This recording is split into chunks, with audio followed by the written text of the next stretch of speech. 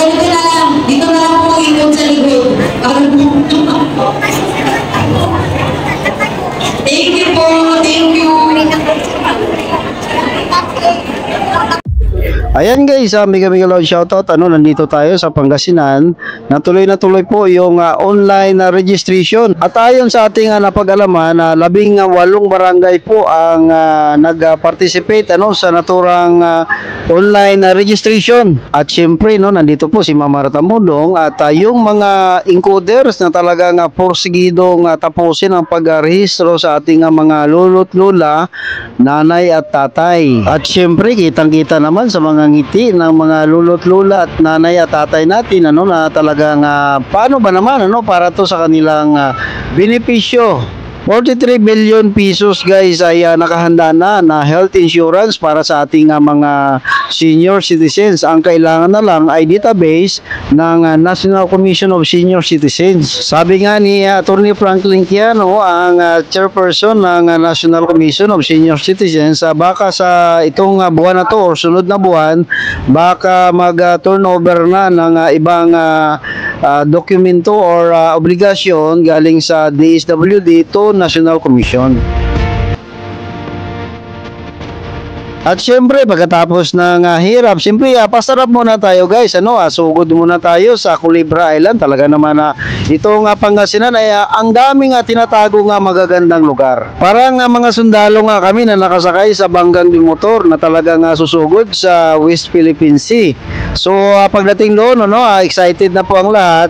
Gustong malaman kung ano ba talaga ang itsura ng Culebra Island. Ayon nga sa aking impormasyon guys, ang Culebra Island pala ay galing yan sa salitang Espanyol na ibig sabihin ay ahas. Naku po, ahas pala ang pupuntahan namin doon. So ito na po, si Mama Martha Mundong talagang kumakaway-kaway pa, siyempre, excited ni. Ito pala guys, ang Culebra Island ay nakita niya lang sa isang vlog, So salamat din sa mga vlogger na talagang nagsisiwalat ang mga impormasyon, lalong-lalo na yung mga magagandang lugar tulad nito. Maswerte kami na walang alon guys, napakabilis lang ng biyahe, 15 to 20 minutes lang po, galing po sa Tabubong Bay sa resort, papunta ng Culebra Island. Ang Culebra Island po guys ay napakaliit lang na isla, pwede mo nga itong ikutin ng 30 minutes lang sa paglalakad, paikot ng isla.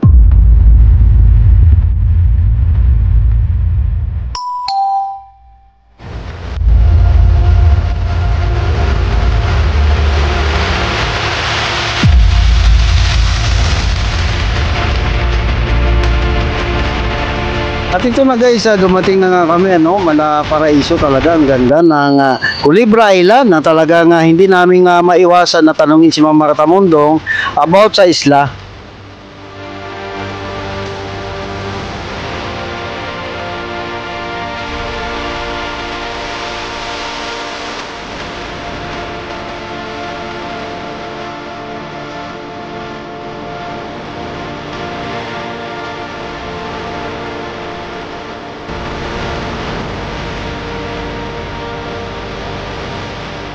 Pinag-aawayan. Oo, sa West Philippine Sea. Actually, doon ko na lamang na kung bakit pinag-aawayan. Nakita niyo naman gano'ng kaganda yung dagat natin, di ba? Talagang maipagmamalaki yung sa ibang bansa. Hindi talaga mapapantayan yung Pilipinas pagdating sa natural resources. Kasi napakaganda nung sa atin. Lalo na, ito talaga likha ng Diyos. Di ba kasi, nakapunta na ako sa Singapore, yung mga man-made beaches nila dun. Sa Dubai, pero ito malayo. Pero iba talaga pag natural. Talagang iba yung totoong nire-eat ni God na binigay para sa atin. Ano yung komento nyo naman doon, ma'am, patungkol doon sa Girian, patungkol doon sa West Philippine Sea? Alam mo, isa lang makukomment ko kung ano yung sa atin. Pagka respeto na lang natin sa anak ko, ano yung sa atin, sa kanila.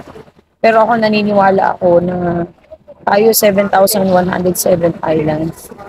Diba? So, part na yun ang Pilipinas. So, sana hindi na lumaki pa yung piringan doon kasi ang gusto lang naman natin, mapakinabangan din natin yung natural resources ng Pilipinas. Kapag marami tayong mga mangingisda na masasabi natin na ang laki rin talaga ng hirap nila. So, ito yung isa sa mga bagay na makakatulong sana sa livelihood din ng mga Pilipino. Kaya sana, huwag na natin pagtalunan. Respeto na lang po natin yung para sa atin at para sa kanila. Siyempre, peace sa lahat, di ba? Lalo na kay Presidente Bongbong Marcos na ginagawa naman niya yung lahat para kahit paano naman talaga maramdaman natin yung pag-unlad sa ating bansa. Ma'am, isa na lang po, ano yung masabi nyo patungkol doon sa pagsusumikap ng President Bongbong Marcos na ipaglaban yung para sa Pilipinas, yung especially yung West Philippine Sea? Siyempre naman, go ako dyan dahil bilang isang Pilipino, natural paglalaban natin yung para sa atin. Hindi naman tayo papayag na mawala yung para sa atin dahil unang-una, pag nawala yun, parang hindi ka na rin Pilipino. So natural lang, pagtanggol natin. Pero sana sa mapayapang paraan. Yes, ma'am. Ito pa po, ma'am. Ano po masasabi niyo po, no? Dahil despite po ng mga pambabatikos at ang pagpupubok ng China sa atin, nakakakalmado pa rin ang ating. Ano po ang masasabi niyo? Actually, wala namang ibang paraan kundi maging kalmado tayo kasi ayaw naman natin na maapektuhan yung tayo, mga kababayan natin, ang Pilipinas. Kasi kung lumalayan, tayo rin na maapektuhan. Magandang approach pa rin yung diplomasya pa rin talaga na madadaan naman sa magandang usapan at pagkakasunduan yung mga ganitong sitwasyon. Lalo na ang nilikha ng Diyos ay para sa lahat naman. Pero syempre dahil ito ay nasa Pilipinas, kaya respeto na lang din para sa atin. At kay Presidente Bongbong Marcos, kami po ay nandito para suportahan kayo, lalong-lalo na po para sa ating mga Pilipino. Ma'am, para sa mga senior naman, bakit po pati Pangasinan na dinayin nyo para abutin yung mga senior citizen? Aba, syempre naman, yung mga Pangasinense, na mga kababayan natin, na malapit at number one supporter din ng mahal na Pangulong Bongbong Marcos, talagang sinadya natin para mabigyan din sila ng tulong at maipaliwanag at maibaba ang programa ng mahal na Pangulong Bongbong Marcos, lalo na ang National Commission of Senior Citizen. And syempre, ang ama natin dyan ay si Atty. Franklin M. Quijano at ako po si Mara Tamundong, na gusto po namin maipahatid sa ating mga senior citizen yung totoong programa at pagmamahal po at pagmamalasakit din ng ating gobyerno para sa inyong lahat. Yung mga karatig bayan, ma'am, for example, sa ibang lugar, marami po ba kayong pwedeng puntahan o may plano? Actually, lahat naman ng lugar gusto ko talagang puntahan eh. Siguro susunod natin sa Bulacan, sa Bataan, sa Batangas kasi pinababalik tayo pero gagawa natin ng schedule.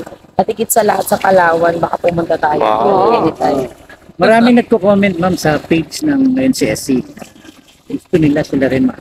Ano po bang mensahe niyo para sa mga senior? Aba, syempre mag-message lang po kayo. Dahil ako po ay darating at si Atty. Quijano darating po at ang buong National Commission of Senior Citizen, ang Team Mara po at ang mga vloggers natin na talagang walang sawang tumutulong para maipromote po ang online registration na database program po ng NCSC. Syempre malaking bagay po na malaman nila, mabigyan sila ng tamang impormasyon dahil ito po ay makakatulong sa ating mga senior citizen. Abangan niyo po kami, i-message niyo lang po ako. Gaano pa ba